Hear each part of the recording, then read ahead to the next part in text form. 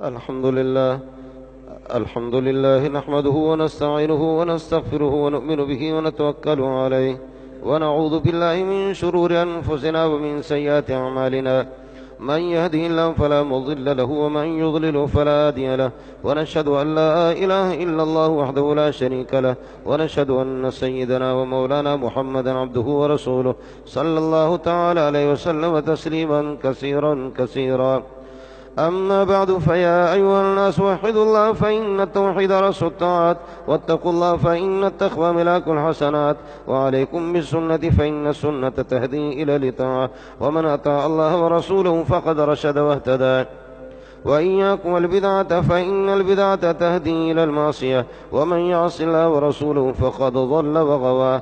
وعليكم بالصدق فإن الصدق ينجي والكذب يهلك، وعليكم بالإحسان فإن الله يحب المحسنين. ولا تقنطوا من رحمة الله فإنه أرحم الراحمين. ولا تحبوا الدنيا فتكونوا من الخاسرين. ألا وإن نفسا لن تموت حتى تستكمل رزقها، فاتقوا الله وأجملوا في الطلب وتوكلوا عليه فإن الله يحب المتوكلين. فادعوا فإن ربكم مجيب الداعين، واستغفروا يمددكم بأموال وبنين. أعوذ بالله من الشيطان الرجيم. وقال ربكم ادعوني أستجب لكم إن الذين يستكبرون عن عبادتي سيدخلون جهنم داخرين.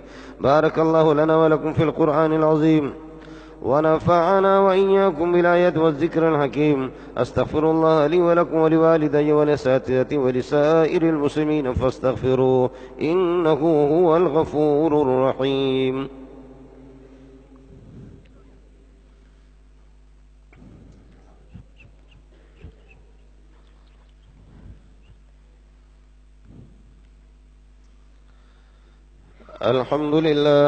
الحمد لله نحمده ونستعينه ونستغفره ونؤمن به ونتوكل عليه، ونعوذ بالله من شرور أنفسنا ومن سيئات أعمالنا. من يهدي الله فلا مضل له ومن يضلل فلا هادي له، ونشهد أن لا إله إلا الله وحده لا شريك له، ونشهد أن سيدنا ومولانا محمد عبده ورسوله أرسله بالحق بشيرا ونذيرا بين يدي الساعة. من يطع الله ورسوله فقد رشد، ومن يعصما فإنه لا يضر إلا نفسه ولا يضر الله شيئا. أعوذ بالله من الشيطان الرجيم. إن الله وملائكته يصلون على النبي، يا أيها الذين آمنوا صلوا عليه وسلموا تسليما. اللهم صل على سيدنا ومولانا محمد عبدك ورسولك، وصل على المؤمنين والمؤمنات والمسلمين والمسلمات الأحياء منهم والأموات إنك سميع مجيب الدعوات. قال النبي صلى الله عليه وسلم: أرحم أمتي بأمتي أبو بكر، وأشدهم في أمر الله عمر، وأصدقهم حياء عثمان، وأقضاهم علي رضي الله تعالى عنهم، وعن الستة الباقين من العشرة المبشرة، وعن أزواج النبي صلى الله عليه وسلم وآل بيته أمهات المؤمنين، وعن بناته صلى الله عليه وسلم السيدات الطيبات الطاهرات زينب ورقية وفاطمة وأم كلثوم، وعن سائر أصحابه ومن تبعهم بإحسان إلى يوم الدين. وقال النبي صلى الله عليه وسلم: الله الله في أصحابي لا تتخذهم من بعد غرضا، فمن أحبهم فبحبي أحبهم، ومن أبغضهم فببغضي أبغضهم، وخير القرون قرني ثم الذين يلونهم ثم الذين يلونهم. إن الله يأمر بالعدل والإحسان وإيتاء ذي القربى وينهى عن الفحشاء والمنكر والبغي يعظكم لعلكم تذكرون. فاذكروا الله يذكركم وادعوه يستجب لكم، ولذكر الله تعالى أعلى وأولى وأعز وأجل وأتم وأهم وأكبر، والله يعلم ما تصنعون. सफ़े दुरुस्त फरमा लें, मिल मिल के खड़े हो जाएं, छोटे बच्चों को पीछे भेज दें, मोबाइल फोन अपने बंद रखें।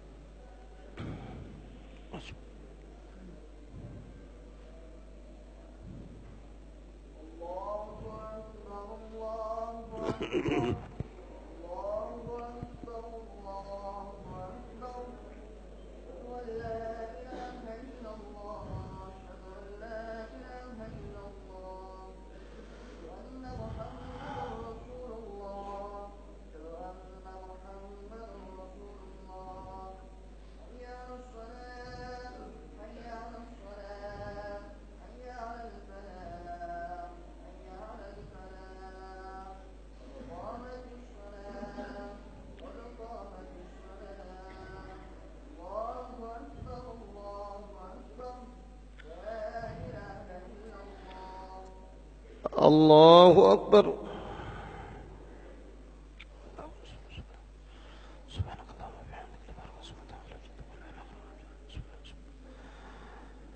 الحمد لله رب العالمين الرحمن الرحيم مالك يوم الدين إياك نعبد وإياك نستعين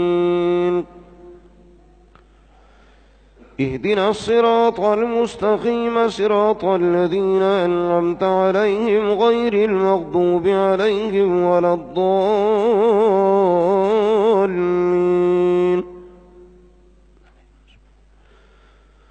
والليل إذا يغشى والنهار إذا تجلى وما خلق الذكر والأنثى إن سعيكم لشتى فأما من أعطى واتقى وصدق بالحسنى فسنيسره لليسرى وأما من بخل واستغنى وكذب بالحسنى فسنيسره للعسرى وما يغني عنه ماله إذا تردى إن علينا للهدى وإن لنا للآخرة والأولى فأنذرتكم نارا تلظى لا يصلاها إلا الأشقى الذي كذب وتولى وسيجنبها الأتقى الذي يؤتي ماله يتزكى وما لأحد عنده من نعمة تجزى إلا ابتغاء وجه ربه الأعلى ولسوف يرضى. الله أكبر.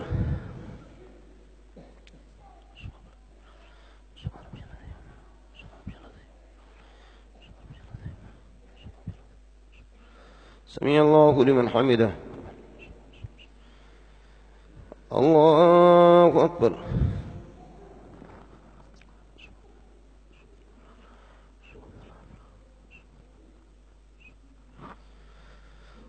الله أكبر. الله أكبر.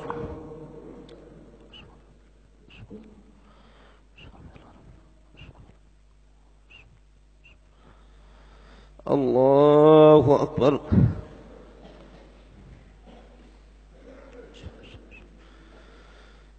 الحمد لله رب العالمين الرحمن الرحيم مالك يوم الدين إياك نعبد وإياك نستعين اهدنا الصراط المستقيم صراط الذين أنعمت عليهم غير المغضوب عليهم ولا الضالين.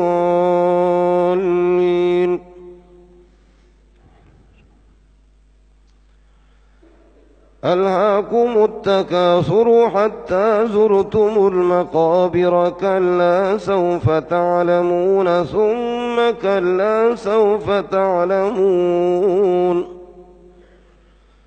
كلا لو تعلمون علم اليقين لترون الجحيم ثم لترونها عين اليقين ثم لتسألن يومئذ عن النعيم. الله أكبر.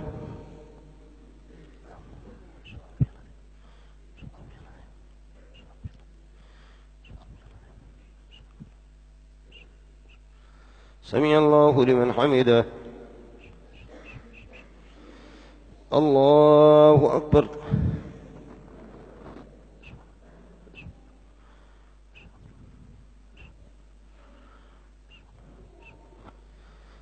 الله أكبر. الله أكبر.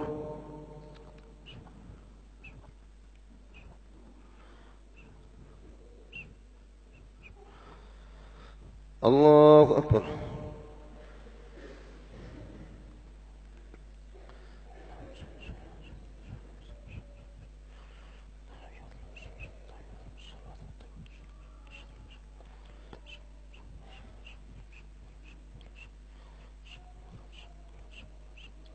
أشهد أن لا إله إلا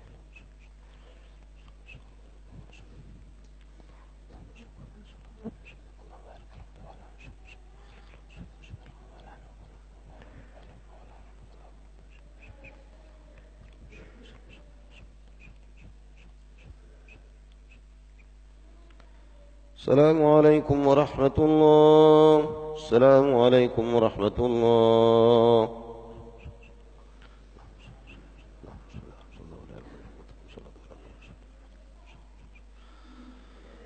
اللهم أنت السلام وأنت السلام. اللهم إنك عفو كريم تحب العفو فاعف عنا يا غفور يا حي يا قيوم. مریضوں کے لیے دعا فرمائے، اللہ صحت کامل عاجل نصیب فرمائے، پریشان حال لوگوں کی پریشانیوں کو دور فرمائے، قرض داروں کو قرض چکانے کی توفیق عطا فرمائے، رزق حلال کے سلسلے میں جو لوگ پریشان ہیں اللہ تعالیٰ ان کی دستگیری فرمائے، رزق حلال عطا فرمائے۔ اپنے ملک کی صورتحال کے لیے دعا فرمائے، اللہ تعالیٰ اس ملک کی حفاظت فرمائے، اس ملک کے باشندگان کی حفاظت فرمائے، ایک ایک مسلمان کی عزت آبرو جان مال کی حفاظت فرمائے۔ ہمارے اس ملک کو اندرونی بیرونی ہر قسم کے خطرات لاحق کہ اللہ ان تمام خطرات سے اور تمام دشمنوں کے عزائم سے اس ملک کی حفاظت فرمائے، مرحومین کی مغفرت کامل فرمائے، جنت الفردوس میں اعلیٰ مقام نصیب فرمائے۔ ہمارے مدرسے کے ایک اچھے محسن اور بہت نیک انسان حاجی عبدالغفار جو اللہ کو پیارے ہو گئے، کل ہی ان کا وصال ہو چکا ہے، ان کی مغفرت کے لیے دیگر تمام مرحومین کی مغفرت کامل کے لیے دعا فرمائے، اللہ سب کی مغفرت کامل فرمائے، حرمین شریفین کی حفاظت فرمائے، دیگر تمام مساجد مدارس خانقاہوں کی حفاظت فرمائے، ہماری مائیں بہنیں بیٹیاں اللہ ان کی عزت آبرو جان مال کی حفاظت فرمائے۔ بہت سے دوستوں نے مختلف اپنے جائز حاجات اور ضروریات کے سلسلے میں آپ حضرات سے دعاؤں کی اپیل کی ہے، ان سب کے لیے دعا فرمائے، اللہ سب کی جائز حاجات اور مشکلات کو خزانہ غیب سے آسان فرمائے اور حل فرمائے۔ یا حی یا قیوم برحمتک نستغیث۔ اور یہ جو اجتماع ہو رہا ہے اللہ تعالیٰ اس کو کامیابی سے امکنار کرے اور اس سے اغراض اور مقاصد ہے، اللہ تعالیٰ امت مسلمہ کے دلوں تک یہ بات اور ان فقیروں کی فریاد پہنچائے، اللہ تعالیٰ ہمارے دلوں کو بدل دے، پوری امت مسلموں کو اللہ تعالیٰ راہ راست پر لائے اور امت کے دلوں کو اللہ بدل دے اور اس اجتماع کو ہدایت کا ذریعہ بنا دے۔ یا حی یا قیوم برحمتک نستغیث، یا حی یا قیوم برحمتک نستغیث۔